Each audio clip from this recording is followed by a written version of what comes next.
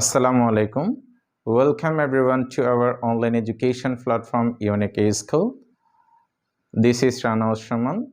Today I am going to discuss about an important grammatical topic which is narration. So after watching these videos on narration, there will be no problem in solving direct narration to indirect narration. So dear students, let's go to the discussion. So আমাদের আজকের আলোচনার বিষয় হচ্ছে narration. তো আমরা প্রথমে একটু ন্যারেশনের basic জিনিসটা ক্লিয়ার করার চেষ্টা করছি। ন্যারেশনটা আসলে কি জিনিস? আমরা ন্যারেশন কোনটাকে ন্যারেশন বলে থাকি? সাধারণত আমি এটা একটু বাংলায় বললে খুব ভালোভাবে ক্লিয়ার হয়ে যাবে। আমরা যখন কোন একজন মানুষের বক্তব্যকে প্রত্যক্ষ অথবা পরোক্ষভাবে আরেকজন মানুষের কাছে উপস্থাপন করি, এই উপস্থাপন করার প্রক্রিয়াটাকে মূলত আমরা ন্যারেশন বলি। তো আমরা যখন বক্তার বক্তব্যকে সরাসরি উপস্থাপন করি, ওই সরাসরি উপস্থাপন করার প্রক্রিয়াটাকে ইংলিশে বলা হয় ডিরেক্ট ন্যারেশন। তো আমরা ডিরেক্ট ন্যারেশনকে যখন একটু ক্লিয়ারিফাই করব, আমরা সেখানে দুইটা অংশ পাবো। তাহলে প্রথম অংশের নাম হচ্ছে রিপোর্টিং স্পিচ এবং দ্বিতীয় অংশের নাম হচ্ছে রিপোর্টেড স্পিচ। এই যে প্রথম অংশ আমরা যেটা দেখতে পাচ্ছি, এটাকে অনেকে রিপোর্টিং স্পিচ না বলে রিপোর্টিং ভার্ব বলে, তবে আমরা এটাকে রিপোর্টিং স্পিচ বলবো। ইনভার্টেড কমার ভিতরে যে অংশটা আছে ওটাকে বলবো আমরা রিপোর্টেড স্পিচ। তো আমরা এবার রিপোর্টিং স্পিচের মধ্যে কোন কোন জিনিসগুলো পেয়ে থাকি সেটা একটু আমরা ক্ল্যারিফাই করি। রানা সেড টু তামিম, এখানে রানা হচ্ছে স্পিকার, আমি এখানে তীর চিহ্ন দিয়ে এটাকে নির্দিষ্ট করে দিয়েছি। রানাকে কেন স্পিকার বলছি, আমরা রানাই বা কেন স্পিকার হবে সেটা এখান থেকে ক্লিয়ার হয়ে যাবে। আই এম স্লিপিং নাও, আমি এখন ঘুমাচ্ছি। তাহলে আমি এখন ঘুমাচ্ছি, এই যে স্পিচটা সেটা কে বলেছে, এটা কার মুখ দিয়ে বের হয়েছে? নিশ্চয় রানার মুখ দিয়ে বের হয়েছে, সেজন্য রানা হচ্ছে স্পিকার। আর সেইড যে আছে, আমরা নর্মালি এটাকে ভার্ব বলে থাকি, তো এটার নাম হচ্ছে রিপোর্টিং ভার্ব। তাহলে রানা বলেছে, রানা কথাটা কাকে বলেছে? তামিমকে বলেছে, সেজন্য তামিম হচ্ছে এখানে লিসেনার। তাহলে আমরা ডিরেক্ট ন্যারেশনের মধ্যে দুটো অংশ পাচ্ছি, একটা হচ্ছে রিপোর্টিং স্পিচ। রিপোর্টিং স্পিচের মধ্যে মূলত তিনটা পার্ট থাকে, একজন স্পিকার, আর একটা রিপোর্টিং ভার্ব, আর একটা হচ্ছে লিসেনার। আর ইনভার্টেড কমার ভিতর যেটা আছে এটাকে বলছি আমরা রিপোর্টেড স্পিচ। এখন আমরা দেখব পরোক্ষভাবে যদি আমরা ন্যারেশনটাকে উপস্থাপন করি সেটাকে আমরা ইংলিশে কিভাবে দেখি। পরোক্ষভাবে উপস্থাপন করার সিস্টেমটাকে আমরা বলি ইনডিরেক্ট ন্যারেশন। তাইলে পরোক্ষভাবে হচ্ছে এখানে কিছু পার্সনের পরিবর্তন আসবে, এখানে কিছু ভার্বের পরিবর্তন আসবে। আমি এখানে একটা সেন্টেন্স লিখেছি, Rana told Tamim that he was sleeping then. ওই একই বক্তব্য আগের আমরা ইনডিরেক্ট ন্যারেশনে যেটা পেয়েছি সেটাকে একটু চেঞ্জ করে আমরা রানা টোল্ড তামিম, এখানে একটা দ্যাট আনলাম, ওইখানে আই যেটা আছে সেটা হি হয়ে গেল, পার্সনটা পরিবর্তন হলো। ওইখানে ছিল হচ্ছে তোমার এম, সেটা এখানে আসি হয়ে গেল ওয়াজ। তারপরে আমাদের ইনডিরেক্ট ন্যারেশনে সেটা নাও ছিল, সেটা এখানে আসি হয়ে গেল দেন। তাহলে বক্তব্য একই থাকলো কিন্তু উপস্থাপনার ধরনটা চেঞ্জ হলো। তাহলে আমরা এখানে স্পিকার পেয়েছি, রিপোর্টিং ভার্ব পেয়েছি, লিসেনার পেয়েছি, একটা লিঙ্কার পেয়েছি, পার্সন, ভার্ব পেয়েছি, এবং এগুলোকে আমরা নিকটবর্তী শব্দ বলি, সেটা দূরবর্তী শব্দে পরিণত হয়েছে। তো এটা এভাবে চেঞ্জ হয়েছে। এখন আমরা চেঞ্জটা আসলে কিভাবে হয় সেটা একটু উপস্থাপন করার চেষ্টা করব। ডিরেক্ট ন্যারেশন থেকে ইনডিরেক্ট ন্যারেশন করার সময় আমরা শুধুমাত্র 6টা নিয়ম আমরা ফলো করব। 6টা নিয়মের মধ্যে প্রথম নিয়মটা কি? ফার্স্ট অফ অল আমাকে স্পিকার বসাইতে হবে। 2 নম্বরে আমরা বসাবো রিপোর্টিং ভার্ব। 3 নম্বরে আমাকে লিসেনার বসাইতে হবে। আমরা স্পিকার এবং লিসেনার আগের স্লেটে দেখেছি, আমরা ওখান থেকে জাস্ট স্পিকার এবং লিসেনারটা বসাই ফেলবো।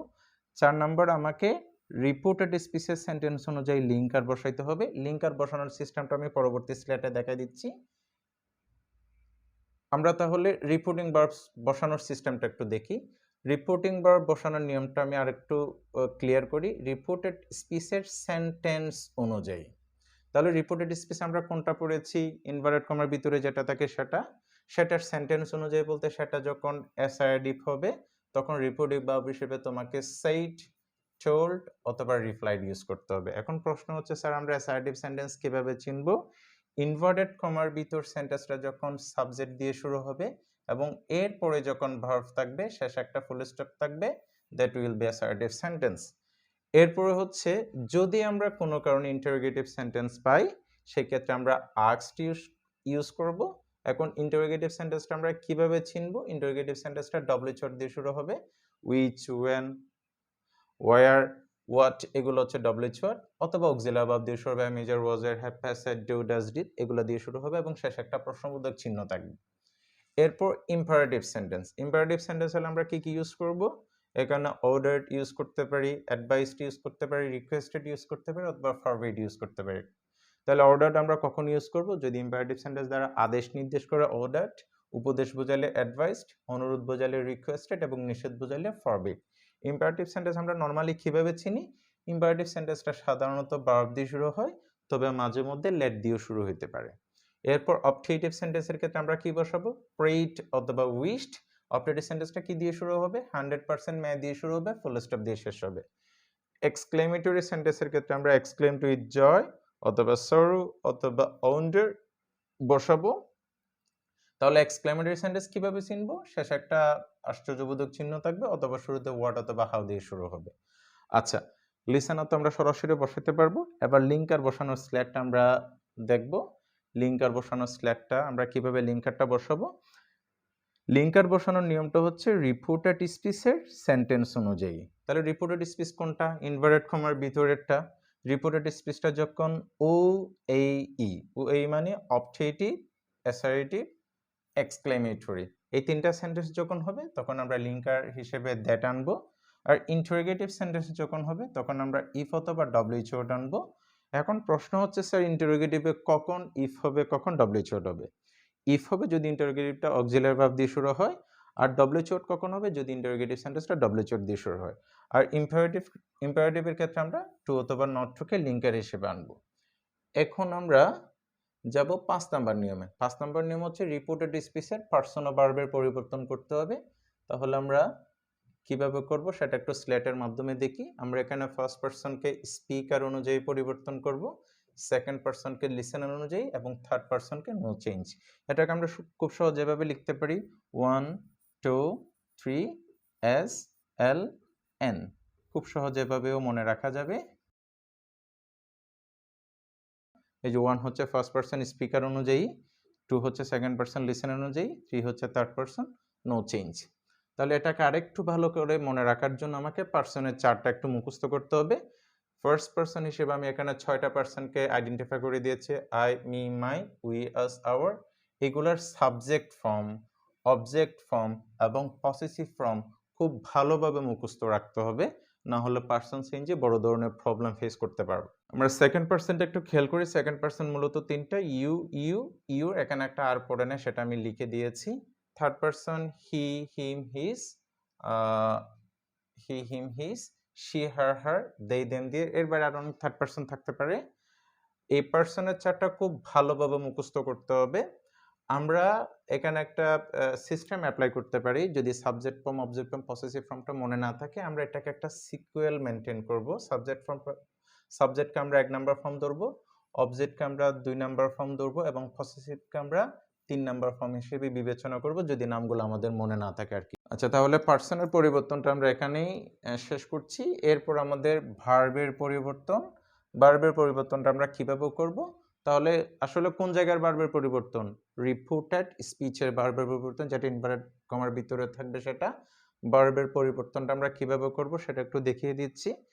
আমরা যদি রিপোর্টেড স্পিচে বি1 পাই সেটাকে বি2 তে কনভার্ট করব, মানে প্রেজেন্ট ফর্ম পাস্ট ফর্ম হয়ে যাবে। বি2 থাকলে সেটা হ্যাড প্লাস বি3, এমইজেড থাকলে সেটা ওয়াজ ওয়্যার হয়ে যাবে, ওয়াজ ওয়্যার থাকলে সেটা হ্যাড বিন হয়ে যাবে, হ্যাভ অথবা হ্যাজ থাকলে সেটা হ্যাড হয়ে যাবে, ক্যান থাকলে সেটা কুড হয়ে যাবে, উইল থাকলে সেটা উড হয়ে যাবে, মে থাকলে সেটা মাইট হয়ে যাবে, শ্যাল থাকলে সেটা উড হবে, সেটা কখনো শুড হবে না, মাস্ট থাকলে সেটা হ্যাড টু হবে। তাহলে আমাদের এখানে ভার্বের পরিবর্তনের কাজও শেষ।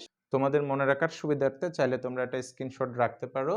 তোমাদের স্ক্রিনশট নেওয়ার সুবিধার্থে আমি এটা একটু মুছে নিতে পারি। তোমরা এটা খুব ভালোভাবে স্ক্রিনশট দিয়ে রাখো, পরবর্তীতে খুব কাজে আসবে। তো প্রিয় শিক্ষার্থীরা, আমরা পরবর্তী স্লাইডে চলে যাচ্ছি। আমরা এখন 6 নাম্বার নিয়ম নিয়ে আলোচনা করব। 6 নাম্বার নিয়মগুলো হচ্ছে রিপোর্টেড স্পিচের নিকটবর্তী শব্দগুলোকে দূরবর্তী শব্দে রূপান্তর করতে হয়। তাহলে নিকটবর্তী শব্দগুলো দূরবর্তী শব্দে রূপান্তর হবে কিভাবে হবে সেটা একটু দেখো। এই জাস্ট এই ওয়ার্ডগুলো আমাকে মুখস্থ রাখতে হবে। যেমন আমরা যখন দিস পাবো সেটা দ্যাট হয়ে যাবে, দিস পাইলে সেটা দোজ হয়ে যাবে, হিয়ার থাকলে সেটা দিয়ার হয়ে যাবে, এগো থাকলে সেটা বিফোর হবে, খাম থাকলে সেটা গো হবে, দাস থাকলে সেটা সো হবে, হাইদার এটা থাইদার হবে, টুডে এটা দ্যাট ডে হবে, টুমরো এটা দ্য নেক্সট ডে হবে, ইয়েস্টারডে এটা হবে the previous day, last day থাকুক, মান্থ থাকুক অথবা ইয়ার থাকুক, লাস্টের জন্য আমাকে আনতে হবে the previous day, the previous, এরপর ডে থাকলে ডে আনবো, মান্থ থাকলে মান্থ আনবো, ইয়ার থাকলে ইয়ার আনবো। নেক্সট উইক এটার জন্য আমরা আনবো দ্য ফলোয়িং উইক, নাও এটার জন্য আমরা আনবো দেন, টু নাইট এটার জন্য আনবো আমরা দ্যাট নাইট। এগুলো হচ্ছে নিকটবর্তী শব্দ, জাস্ট এগুলো মুখস্থ রাখতে হবে, এগুলোকে আমরা দূরবর্তী শব্দে রূপান্তর করে দিব। তোমাদের মনে রাখার সুবিধার্থে তোমরা এটা একটু স্ক্রিনশট দিয়ে রাখো। স্ক্রিনশট দেওয়ার সুবিধার্থে আমি এটাকে ইরেজ করে দিচ্ছি।